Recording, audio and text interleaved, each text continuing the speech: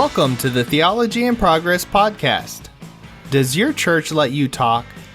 We all know the unwritten rules for service. Don't talk during prayer or the sermon, and stand up and sing during worship. Why don't we talk during these times? Are certain parts of our Sunday service sacred? Are parts of the service even necessary? Join us as we have a conversation about how we might make our services more effective. Hey guys, welcome to the Theology in Progress podcast. My name is Chris Lamberth. And I'm Josh Havens. And our goal is to grow in Christ through every conversation. And today, that conversation is going to be on the church. Specifically, does your church let you talk? It's an interesting question. It is an interesting question. And hopefully it's an intriguing one and one we can kind of flesh out a little bit because it's a little vague and maybe a little specific at the same time. But it's intentionally vague. Intentionally so. Because it can be taken several different ways. Yep. I mean, this could be, does your church let you talk, period? Like, once you get in the door, are you allowed to say anything? Or is it more of a, does your church let you talk about anything? Yeah. And I suppose we could already go ahead and rule out one thing, and we're not talking about women talking in church. We're not. Not even going to touch that one. Don't even want to deal with it right now. That's a whole other conversation. And so, I one of the reasons why I wanted to talk about this, though, was maybe to talk about some of the lesser-known aspects of church that we don't usually think about. Yeah, it's like the unwritten set of codes that we live by when we go to church. Exactly. And do things. And we just take them for granted. And, when we really start to peel the layers back and see why we do what we do, some interesting things emerge. And so, I want to just maybe talk about that a little bit and just explore why we do the things that we do in our churches. So, yeah. So, Josh, does your church let you talk? Only at certain times. Certain times. Not supposed to talk during the sermon. Usually you're not supposed to talk during worship. You're supposed to be singing. Let's see. You can talk during prayer time if you're telling other people your prayer requests or prayer needs or something like that. Yeah. Oh, and for all the extroverts, you can talk during the 5-minute meet and greet where everybody's forced to get up and talk to everybody else. And of course, before and after. And before and after. Yes. Yeah. If you come early and stay late, you can talk as well. So yeah, only during certain times is talking appropriate in church. Yeah.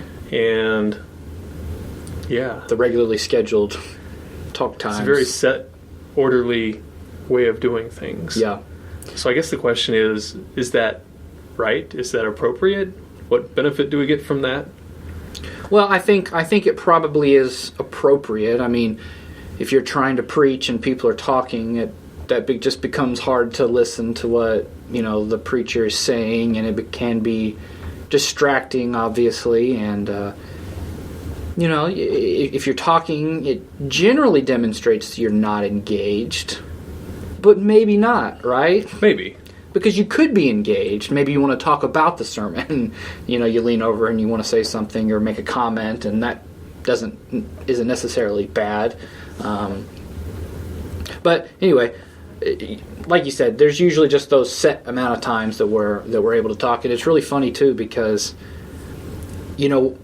pastors want to see that sort of fellowship go on, but it's always funny then when a pastor gets up there and has to tell everybody to go back to their seats and quiet down from all this Christian fellowshipping that they're having, right? Yeah. It's like, okay, you guys had a good time together, now stop it and it's my turn to talk. Yeah. And it always just kind of cracks me up that a lot of the church, pastors, it seems, wants their church to be a community. We're trying to build a community. And then sometimes when we build a community, and it's like, okay, wait. Community. Time to get serious. Time to get serious. Let's get to it, right? Which, total side note, the times when we get serious, we're all facing the same direction, looking at one person, and not supposed to be talking. And we think the community and the fellowship is one of the most important aspects of the church, and yet when it comes time to get serious, we're all facing the same direction, looking at one person. Not each other. Not each other. It's very, very, very hard to have community when you're in a very stadium-style seating, right? It's interesting, yeah. It is interesting. It's part of the reason why we like to face each other, right? Yeah. So, and we can face you guys a little bit too, and have a conversation, right? So exactly. I just realized that's not what we're trying to say here, is that our conversation is the only way to do this. I just realized that might have been... We're not trying to necessarily plug it in that way, but just try to get past thinking about certain things. Like, just order of service even, right? Like, why do we have the order of service the way that we do? What's a typical order of service for most churches? So most churches that I've been to, it's been you come in the doors, there's an intro song, sometimes it's a worship type song, sometimes it's not.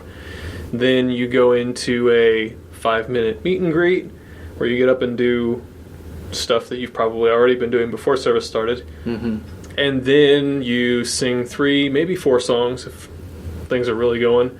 You have a prayer time, and then you have a sermon, and then you have an altar call, and then the service is done. Mm-hmm. That's pretty typical from what most churches that I've been in. Yeah, I think you're probably right. That's a pretty typical order of service for like an Assemblies of God church, or you know, most sort of, in that sort of a tradition. Yeah. So, it's usually meet and greet, worship. Sometimes we do worship, maybe meet and greet, and then the sermon, and stick offertory, offering in there somewhere.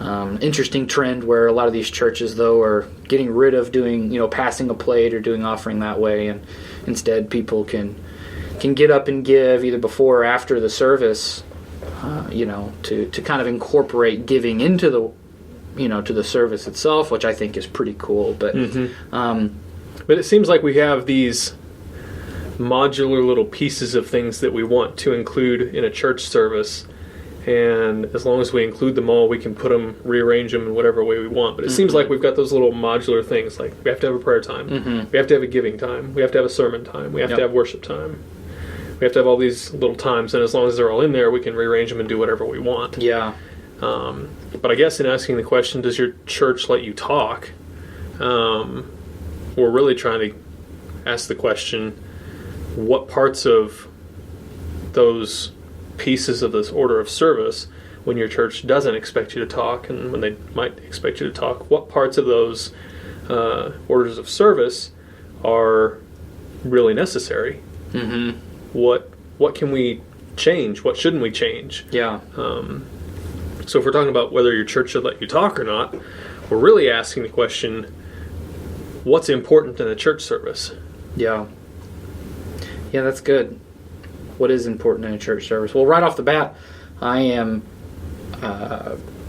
one that just enjoys preaching more than, say, worship. I'm not particularly musical, and I enjoy worshiping, but I'm kind of one of those people that, when I hear that the church is doing an all worship service, that I'm kind of like, I got to go and sing for an hour or whatever it is, and so the sermon is really sacred to me, because it's that thing that binds us together as the community, as far as when the pastor stands up there and he preaches, he's proclaiming the gospel, and it's really our identity. It's the thing that does unite us in our like I said, who we are as a church, right? And so we can kind of get on the same path and mindset and go out and fulfill that mission of God as this community. So to me, I do see the sermon as a pretty sacred thing as part of the church.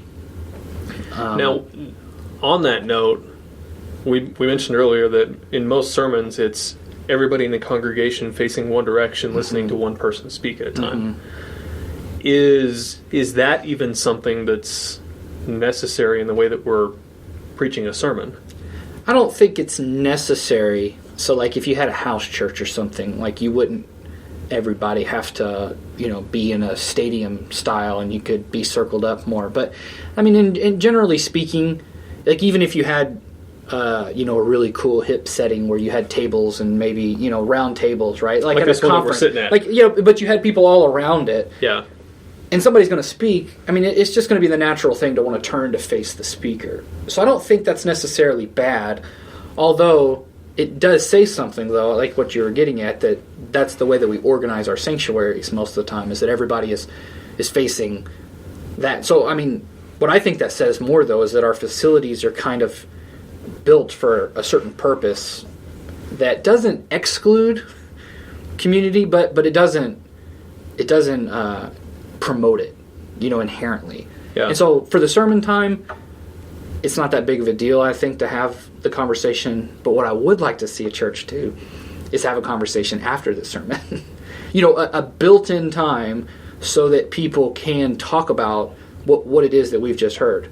Because like I said, if the sermon and the gospel is supposed to be what shapes our identity, and us hearing it together is part of that shaping, and when we just turn around and leave, 10 minutes after we've heard it, we have our little brief prayer and altar time, and then we leave and we never talk about it, how does that collective identity grow between us if we never really dig in and talk about it and allow our fears and questions and thoughts about it to be answered?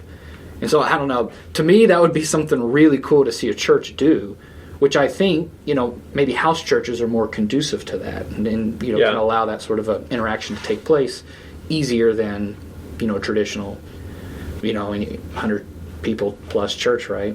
Yeah. Because, again, you've got fixed chairs all just facing the pastor. Mm-hmm. So, I don't know. I think when we're dealing with this, I tend to try to get down to the nitty-gritty stuff, the bare bones. What's really important when we're preaching a message? Yeah. And I think it has to do with the communication of God's message from one person to another person or persons. And that can happen many different ways. If you're going to do it on a large scale and preach to hundreds or thousands of people at a time, a stadium type seating arena might work best for that.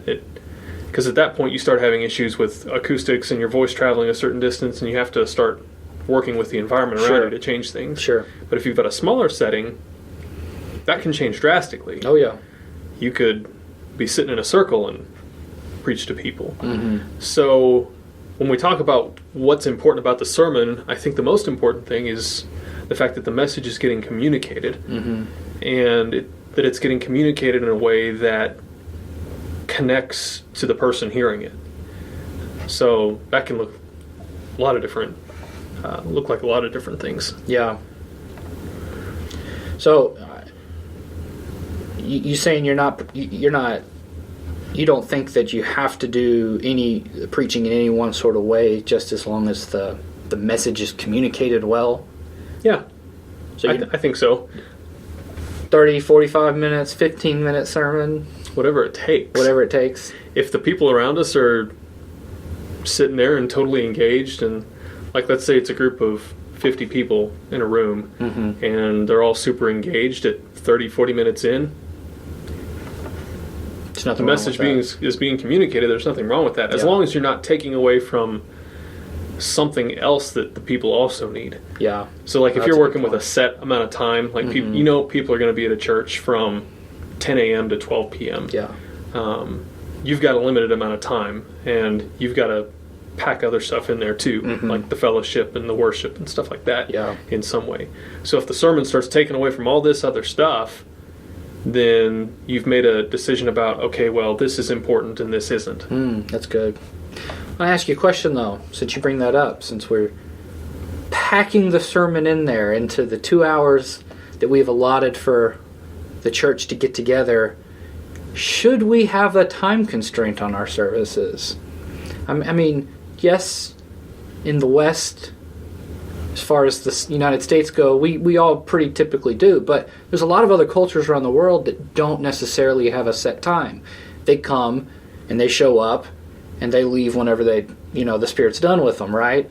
And you got to admit, at least just in thought, there's some appealing things to that. Oh yeah, as long as you're looking at them, not the one having to do it, right? Yeah. Then it becomes exhausting. But if I'm expected to get up and preach for 4 hours straight, then that's going to be a tiring day. But I mean, there's some that could say, well, automatically by saying that, you're kind of limiting what God can do. Or are you saying that it's not worth preaching for 4 hours if it could touch somebody's life or change somebody's life? Yeah, we could flip that around too and say, are you saying God can't do what he needs to do in 30 minutes? Ooh, that's pretty good too. I like that, though. That's pretty good. So do you think that we should have a time limit on our churches then? Or should we maybe, not expect it to be 4 hours or let it all, hang out. We are a time-centric culture, and so I think having, being sensitive of time is okay. And typically we, it is from like 10 to 12 because, 12 is the universal lunchtime and we want to go to lunch. But maybe that means we need to get started earlier. Or maybe eat together. That's a pretty cool idea there too. But, but I do kind of like that. There's part of me that really likes the idea of not having a set end time so that you can, and designing the whole service for that matter, so that it can go as long as it needs to, so that God can do what he wants to do, and maybe people don't feel like they're pressured to have to leave, or, hey, maybe some people can leave and other people can stay. I kind of even like that idea, right? Like, yeah, that's kind of interesting. For this traditional service we're talking about, you have worship, you have preaching, and then you have an altar call, and if God is doing something for some people at the altar, then more power to them, and maybe everybody else can kind of slip out as they need to. It would be ideal, I suppose, for them to stay and try to serve those that need serving at that time the best. But realistically, if you got 3 people that the Spirit is really just working on, you don't necessarily need 100 people still just staying there. So, right. The body can be the body without. It seems like we're really just trying to get at the point of you really have to just do church based on what the cultural context looks like, which it both bugs me and doesn't at the same time. I was about to say, because that sounds like you're saying the culture has to dictate how we're doing church. Right. It gets into the whole methods versus message thing. Yeah. Of, do we have to constantly keep the message wrapped up in methods that appeal, or do the methods and message never change because God's word never changes, kind of a thing? That's a good question. I don't think it's as much about making our church services or designing our church services based on the culture. This sounds like semantics, but I don't think it is if we design our church services to serve the culture, though. Right. Right? So it's not that we see the culture and we say, okay, we have to mimic that because that's what's going to make us effective. Right. It's kind of like the difference between, let's say you lived in a really industrial society where literally almost everybody works at the factory, and the factory opens at 12 p.m. on a Sunday. Yeah. It's the difference between saying we're going to end our church service at 11:30 so that you guys can all go work at the factory, and saying we're going to end at 11:30 because you guys expect to get out at that time. Yeah. I don't know. That made more sense in my head. No, I think I know what you're getting at, right? Like, it's kind of a fine line between basing your methods on the context and allowing the context to dictate your methods. Yeah. I think and now this might be a bit of a critique, but I guess I'll go ahead and give it, right, is we see a lot of churches with, these huge fancy light shows and all this sort of stuff that really look more like secular club scenes than they do, churches. Yeah. And worship styles that you could almost just never know that they were actually like, worship songs or anything like that. Like, that seems to be playing at, and again, I'm not necessarily making a judgment as saying that's right or wrong, just saying that that's what that is mimicking. But that does seem to, maybe I am making a judgment, I don't know. It does seem to be mimicking the culture so that you can get more people interested in coming to church and trying to, in a sense, say, listen to us, we have something interesting to listen to, rather than saying like, okay, well, the people group that we're ministering to happen to be like these young hip people, and rather than say, we're just going to market to every sort of one of their likes and needs, we're going to design our services so that they're more about relationship with people, rather than being talked at for 30 minutes and then having everybody leave. Maybe we can incorporate a meal into it, right? So that we can bring that relationships or somehow give people significance, right? If you're young millennials and you're looking for, significance over, even flash or something, and I mean, we've read articles just this week talking about how millennials seem to be wanting even overly liturgical churches rather than super hip churches. Huge shift in that direction. Just for that reason. And I mean, I think, though, that could be an example of, this not letting the culture influence us, but maybe designing our churches to meet the context of the people. It just doesn't have to be in one way. I think we typically, when we think about contextualizing the gospel in the way that we do church, we get so set into saying, okay, that's what the culture looks like, so I have to make my church look like that in order to attract them. And I think that's very limited thinking. I think that's backwards. I think a better way to approach this might be, that's what the culture finds attractive.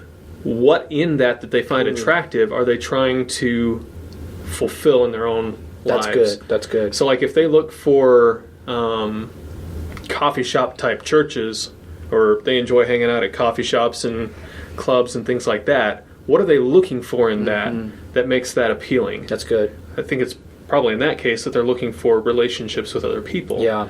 And so if they're looking for meaning in that, looking for fulfillment in relationships, the church can provide that. Yes. But it doesn't need to look like a coffee shop to provide relationships. That's really good. And in that way, we're maintaining our authenticity to the gospel and preaching it faithfully without having to necessarily conform to looking like the culture. Yeah. That's pretty good. I like that.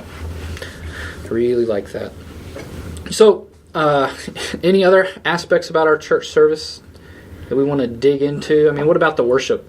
I mean, everybody... Yeah, I was going to talk about that. Everybody acknowledges... Well, one, let's just throw out when we say worship, right? I mean, we recognize that the whole service is worship. Yeah, we're talking more than singing. We're talking about the 3 songs right now. The 3 songs. That's exactly what I was going to say, right? Every good church, you sing 3 songs. Yep. And it's funny, I think it used to be 4, but now it's 3, right? Oh, yeah, we're getting faster and stuff like that. We used to sing 2 fast and 2 slow, and now we get 1 fast and 2 slow. Yeah. So, I don't know. I mean, Sacred Cow, something that we should...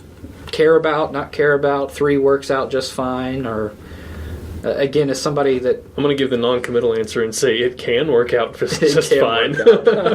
I think it goes back to the issue of what people are trying to find in that. Mm-hmm.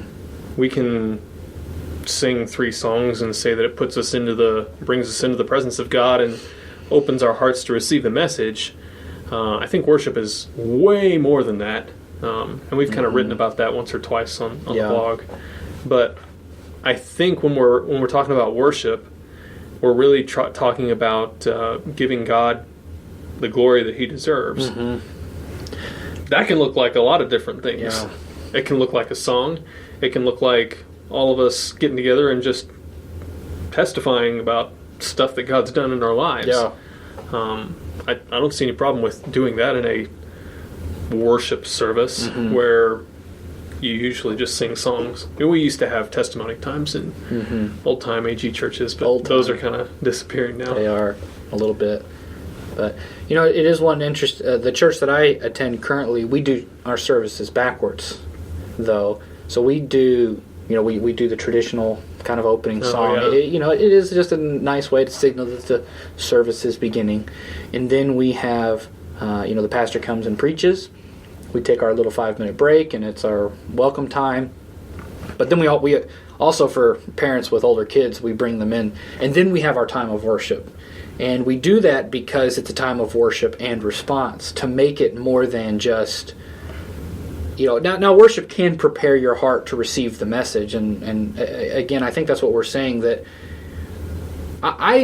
when I come down to order of service, I don't really care the way that you do it. I just want to know that there's a reason why you do something, right? Yeah. So not just because, well, this is the way we've always done it, but give emphasis to the liturgy of your service and make it mean something. Yeah. And that's what our church has chosen to do, is just that we, in part of our responding to what has been preached, is through worship. And so, lifting up our praise in response to God and thanking Him for the gospel, and then responding through, a call to action during that worship time. It's also when we do our giving, so we don't pass a plate either, but people can get up during that worship time and give. So we kind of want to try to smush all of the worship aspects into that same part of the service as we can. So, which is one of the reasons why I like that church. So yeah, it's because I think about these things.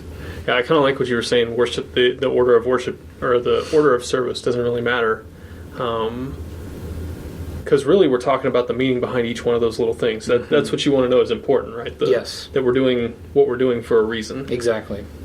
And I've seen churches who take the order of service and try to change it up to try to make the order of service itself bring meaning to what's going on in the church. Mm-hmm. And I haven't seen that be very successful. Yeah. What I have seen be successful is the pastors and leaders who focus on the meaning of the individual things, the individual modular pieces of the order of service, and connect that to what's going on in the community. Mm-hmm. So, like, for example, if you do have an all worship service where you do nothing but sing, the successful ones I've seen like that are the ones where God's glory, His goodness, and what God has done become evident and central in what's going on in the group. Mm-hmm. So, like, you have 2 or 3 songs, and then you talk about the good stuff that God's done, maybe on topic with some of those songs, and then you sing in response to those again, and somebody else tells something else, and then you sing in response to those again, and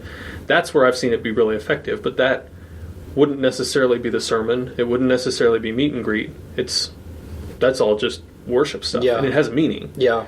So if you can pair these different modules of the order of service together and keep the meaning of each individual thing throughout, I think you're well on your way to having a really meaningful church service. So are you saying, though, that you can't have... Because you said it doesn't seem to be successful when you design a whole service with a particular meaning in mind. Are you? Well, it doesn't seem to be successful if you're just trying to... If you're looking to put worship first, then the sermon, then prayer time, thinking that the order itself is what produces... a great change or anything. A great change. Okay, no. Yeah, because then that, in my experience, that tends to... They try to play more on emotions and stuff like that. That's making it more about the order, right? Rather than that's what I was getting at. I get that. But no, I think that's a great. Now, because it's not a magic formula here. Right. We're not putting things together to generate. Saying if you just do X, Y, and Z, you can generate this, this experience or any of this sort of stuff. But it's what those activities mean as we celebrate. The body of Christ and really act that out, in the community, right? It's about why you're doing what you're doing. Exactly. I think that's great. So, any wrong ways to place these little, pieces, or should we even, part of me wants to rebel and say, I don't even like the idea of saying these little, we have these little separate pieces. Is there a way to make them a little bit more seamless throughout? Because like what you're talking about, that example was excellent of... You would never break those things up as to say, oh yeah, we had our worship portion, and then we had our testimony portion, and then we went into another section of work. Like, it was all worship. It was just worship and response throughout. How can we maybe, I don't know, I wish we could shift our mindsets to thinking of the service, though, as one thing that we do where we just come together and we are the body. Like, we work at the body. I kind of wonder if... I'm not going to make a judgment call about the church in America, but I kind of wonder if sometimes our strict adherence to a set schedule has forced us to think of these things in a modular way. Forced us to kind of think of these things in a modular way that separates them in a sense, because worship starts at 10:10 and goes to 10:45, and then prayer time is from 10:45 to 10:55. Yeah, the get back to your seats time is from 10:55 to 11, etc. Our forced time schedule seems to have kind of blocked those out just by nature of the schedule. Yeah. So I wonder if, kind of going back to what you were saying earlier, if it might be better if we just didn't put any time restraints on the service. Because then we're allowed to not think of those things in terms of, well, we have this and we have this and we have this. Mm-hmm. We have all these different things that we could do. How are we going to be the body of Christ? It would also probably using those things. Because then I think of other churches like the Pastor Youngie Cho's church and Seoul that they're very strict. They have a very strict time adherence, and something starts and stops at an exact time, and everybody does it, and they know the routine. And I mean, I suppose we would have to have somebody give us their perspective of that. But so it doesn't mean that you probably can't have a service like that. But another thing that makes me think of our cultural ingraining is that maybe we see these things as being the segment because we feel obligated to go to church. Oh, yeah. That we're not actually going to necessarily, we don't go with that mindset of participating in the body, of going to serve one another, or of going to really engage with God, through the proclamation of the gospel and worship. We go essentially to mark that we went, or because it's expected of us. And maybe if we didn't, if it was like you woke up and you said, man, I really can't wait to go to church because I can't wait to serve my brother, and it's just a wonderful time, things would just be a little different. Yeah. That's a huge shift, and I don't know that I know how to figure that one out yet. No, it's a difficult one, and so that's, maybe the audience can help us with that, and we'd love to hear from you guys about that. It's a good place to just stop. Any concluding thoughts, though? I mean, does your church let you talk? How do we wrap that up in a conclusion for this conversation? My church does let me talk in pretty much every situation, except for during the service where it's really not appropriate, like the sermon. Mm-hmm. Although I still lean over and talk to my neighbor. Yeah. But most of the time it's about something that was said during the sermon. So, Yeah, that's good. But I would like to see more talk time made available in services. I just would like to see it.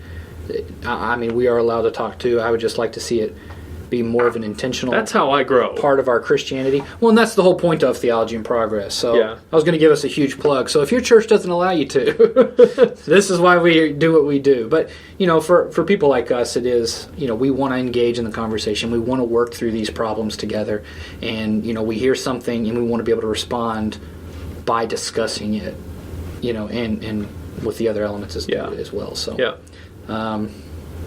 does your church let you talk? Let us know. And we would be happy to continue this dialogue with you. What is it about church that you think brings people in? How do we best contextualize the gospel to the culture around us and build the kingdom effectively? And so let us know in the comments below on YouTube or on Theology in Progress channel or the website if you're on there. Make sure you like and share this video, and we'd like to spread the conversation as much as possible. Guys, I hope you grew in Christ a little bit as we work through these issues, and we'll see you next time.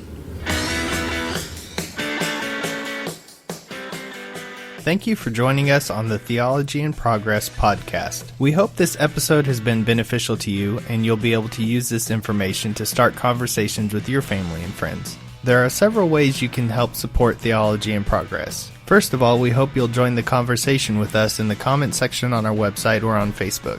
The next thing you can do is share this episode on social media. Give the video a thumbs up on YouTube and rate the podcast on iTunes. If you would like to support us financially to help us produce more content like this, you can donate on our website, www.theologyinprogress.com. If you have any questions or you would like to suggest a topic for us to discuss, you can email us at contact@theologyinprogress.com.